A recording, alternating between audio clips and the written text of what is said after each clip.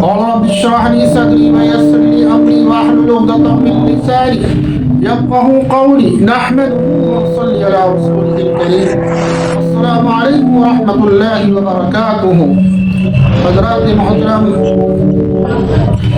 ہمارا اور آپ کا یہ یقین ہے کہ اللہ نے ہمیں دنیا کے اندر پیدا کیا ہے، ایک نہ ایک دن ہر انسان کو اس دنیا سے جانا ہے۔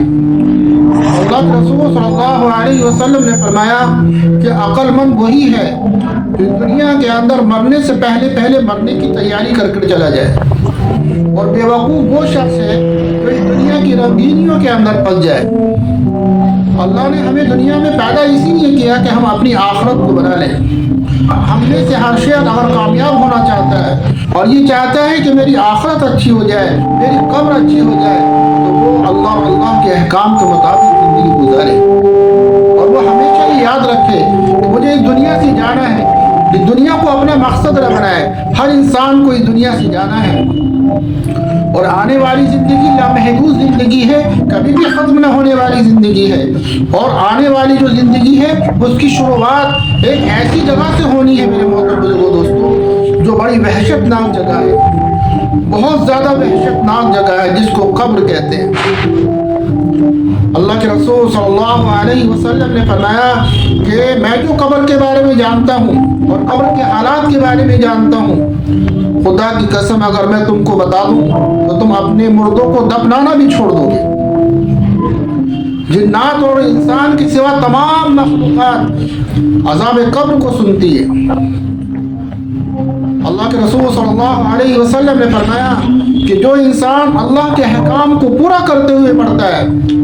اللہ کے رسول صلی اللہ علیہ وسلم کے طریقے کے مطابق زندگی گزارتا ہے اور اس کا انتقال ہوتا ہے، تو قبر کہتی ہے کہ تیرا آنا مبارک ہے، تو نے بہت اچھا کیا جو تو چلا آیا۔ میری پشت پر، میری زمین پر جتنے لوگ چلتے تھے سب سے زیادہ تو مجھے پسند تھا، آج جب تو میرے اندر آیا ہے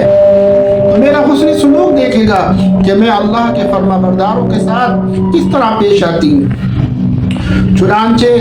جہاں تک مردے کی نظر جائے گی قبر وہاں تک وسیع ہو جائے گی، اور جنت کا ایک دروازہ، ایک کھڑکی اس کے لیے کھل جائے گی جہاں سے وہاں کی ہوائیں اور خوشبو آتی ہے، اور اس سے کہا جائے گا کہ اب تو قیامت تک سوتا رہے، تو اس سے کوئی سوال جواب نہیں ہوگا۔ یہ انعام کس کے لیے ہے؟ یہ ان لوگوں کے لیے انعام ہے جنہوں نے اللہ کے حکموں کے مطابق زندگی گزاری، جنہوں نے رسول اللہ صلی اللہ علیہ وسلم کے طریقے کے مطابق زندگی گزاری۔ اس کے لیے اللہ سبحانہ و تعالیٰ قبر کو اس کے لیے جنت کا باغ بنا دیں گے۔ اس لیے تو آپ صلی اللہ علیہ وسلم نے فرمایا قبر جو ہے یا تو جنت کا ایک باغ ہے یا جہنم کا ایک کنواں ہے۔ پھر آپ صلی اللہ علیہ وسلم فرماتے ہیں کہ جب کوئی اللہ کا نافرمان مرتا ہے، رسول اللہ صلی اللہ علیہ وسلم کے طریقے کو چھوڑ کر مرتا ہے، گناہگار مرتا ہے، تو قبر اس سے کہتی تیرا آنا نامبارک، کیا ضرورت تھی تیرے آنے کی؟ جتنے لوگ میری پشت پر چلتے تھے، میری زمین پر چلتے تھے، سب سے زیادہ بغض اور نفرت مجھے تجھ ہی سے تھی۔ آج جب تو میرے اندر آیا نا، پھر میرا سلوک دیکھے گا کہ میں اللہ کے نافرمانوں کے ساتھ کس طرح پیش آتا ہوں۔ اللہ کے رسول صلی اللہ علیہ وسلم فرماتے ہیں کہ قبر اس کو ایسے بھیچے گی کہ ایک پسلیاں دوسری پسلیوں پہ دھس جائیں گی، جیسے انسان ہاتھ میں ہاتھ ڈال کر اپنی انگلیوں کو ڈالے اور جس طرح یہ انگلیاں ایک دوسرے میں گھس گئی، اسی طرح اس انسان کی جو اللہ کا نافرمان ہے قبر اس کو ایسے بھیچے گی کہ ایک پسلی دوسری پسلی میں دھس جائے گی، اور ایک سانپ اس پر ایسا مسلط کر دیا جائے گا جو اسے قیامت تک مارتا رہے گا، نوچتا رہے گا۔ اللہ کے رسول صلی اللہ علیہ وسلم نے اس سانپ کے بارے میں بتایا کہ اگر وہ سانپ قبر سے نکل کر